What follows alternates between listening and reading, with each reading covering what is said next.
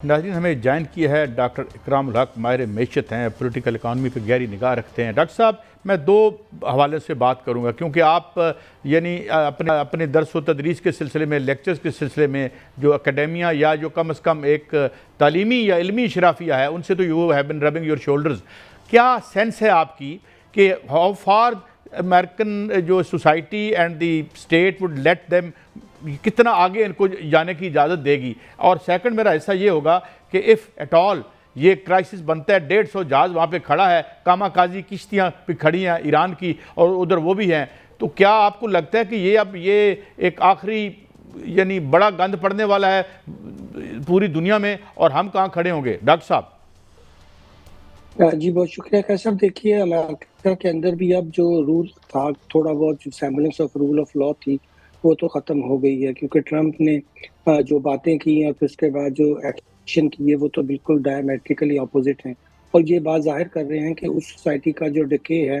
وہ بھی کچھ کم نہیں ہے۔ اور یہ ہوتا ہے اب جو امپیریلزم ہے وہ اپنی ان شکلوں میں جب ہمیں سامنے نظر آ رہا ہے بہت ڈسٹرکٹیولی آگے بڑھ رہا ہے۔ جہاں جہاں بھی چائنا کی سپلائی لائنز تھی تیل کی، چاہے وہ وینزویلا ہو یا ایران ہو، انہوں نے اس کو فزیکلی تباہ کرنا تھا اور وہ کر رہے ہیں، مگر اسی پروسیس میں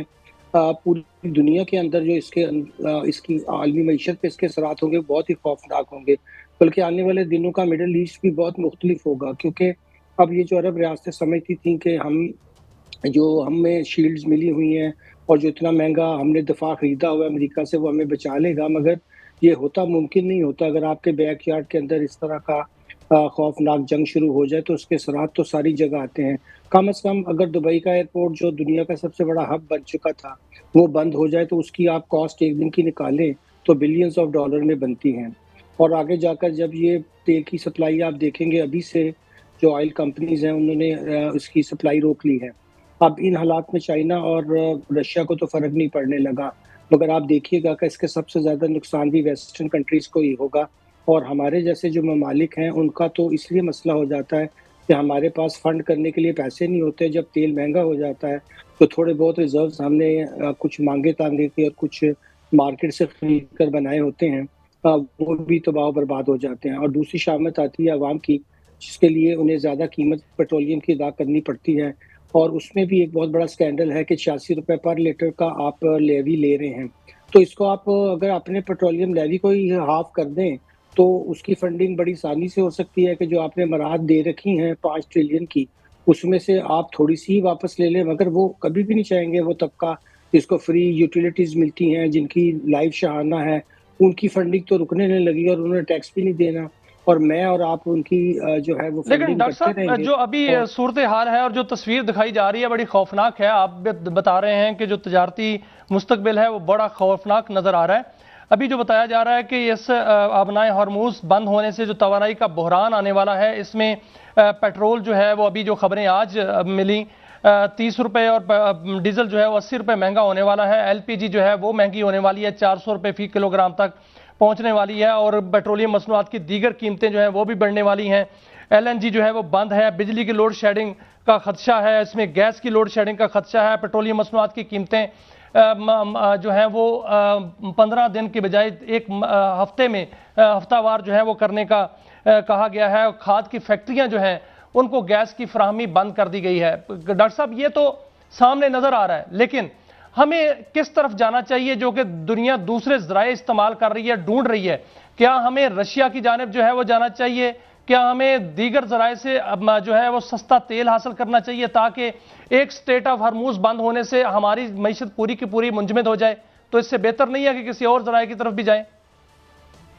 جی پہلے بھی اس پہ بات ہوئی تھی، آپ کو یاد ہے کہ جو وزارت پیٹرولیم کے ہمارے اب وہ تو انوائرمنٹ میں چلے گئے، انہوں نے فرمایا تھا کہ رشیا کے ساتھ تو ہمارا پیکٹ بھی ہو چکا ہے، اور جو ہماری یہاں کروڈ آئل کی ڈسٹری اس میں تھوڑا سا ہمیں چینجز کرنی ہے، مگر جلد ہی ہمیں بہت سستا جو ہے وہ کروڈ آئل ملے گا، مگر ایسا ہوا نہیں۔ یہی پاکستان کا مسئلہ ہے، پالیسی بن جاتی ہے اور جب ایسے امپلیمنٹیشن کا ٹائم آتا ہے اس میں کوئی نہ کوئی بہت بڑے گیپس ہوتے ہیں۔ پالیسیز بنانے میں تو ہم بہت تیز ہیں اور اچھی پالیسیز موجود بھی ہیں، مگر امپلیمنٹیشن کا بہت فقدان ہے۔ ابھی اتنے تھوڑے وقت میں تو یہ ممکن بھی نہ ہو سکے گا کہ ہم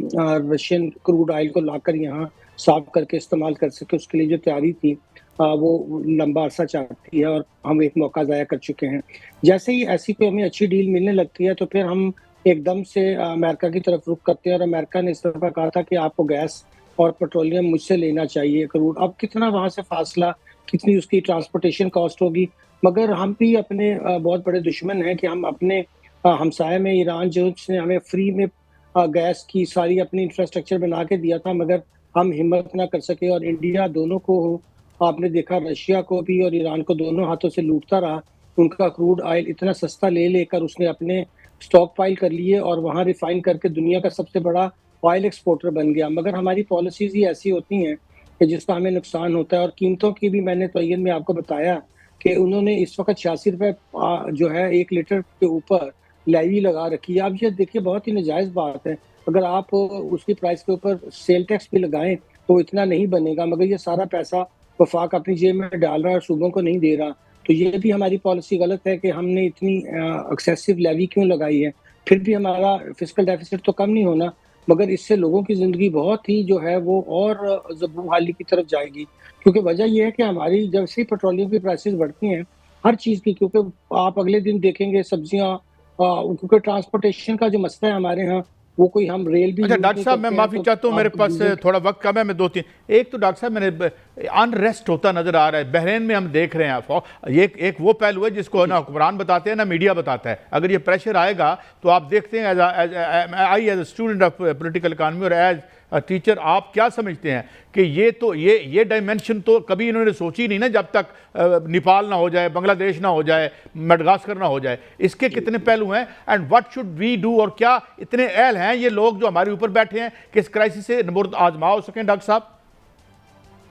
جی بالکل، ان کی تو کوئی تیاری نہیں ہوتی ہے ایمرجنسی کے لیے. مگر آپ نے درست فرمایا، مشرق وسطیٰ میں بھی جہاں منارکیز جو تھی ان کا رول جو تھا وہ کمپیٹیبل تو نہیں تھا، مگر چلیے ان کے پاس دولت زیادہ تھی. مگر یہ دولت کام نہیں آتی، یہ ڈچ ڈیزیز کی طرح ہوتی ہے. جب تک آپ اپنی صلاحیتوں سے پروڈکشن پیدا نہیں کرتے ایک بہت وسیع سوسائٹی کے اندر سب کو کام پہ نہیں لگاتے، چاہے مرد ہوں عورتیں ہوں، کیونکہ مسئلہ پیداوار کا یہ ہوتا ہے کہ اس سے ایک سماج بنتا ہے، سب مل کر کام کرتے ہیں. اب ان کے ہاں بھی اتنا انریسٹ شروع ہوگا کیونکہ یہ تو 2 دن کی تکلیف بھی برداشت نہیں کر پائیں گے. چلیے ہم بہت جو تھرڈ ڈاکٹر صاحب ورلڈ میں کے معافی زیادہ چاہتا ہوں، لوگ ہیں بہت ان کو امپورٹنٹ بات ہے، مگر ایک دن پھر آپ کو یہ ایک ڈچ ڈیزیز پہ بھی پوچھیں گے اور ایکسپلینیشن لیں گے. وہ یہ کہ ایک قصہ آپ ترقی دیتے، یعنی تیل ہے آپ کے پاس، انڈسٹری کوئی نہیں ہے. اور یہ جو ڈاکٹر صاحب نے اشارہ کیا جاتے جاتے، بہت شکریہ ڈاکٹر صاحب آپ نے ہمیں وقت دیا کہ یہاں پہ سماجوں پہ پریشر آئے گا کیونکہ جنگیں اور انقلابات کا چولی دامن کا ساتھ ہوتا ہے. بریک کے بعد آئیں گے اور میاں صاحب اب آپ سے پوچھیں گے کہ کیا پاکستان اور افغانستان کے درمیان دنیا کیوں دوڑ پڑی ہے ثالثی کے لیے، کیا تازہ ترین خبریں ہیں. ایک بریک کے بعد.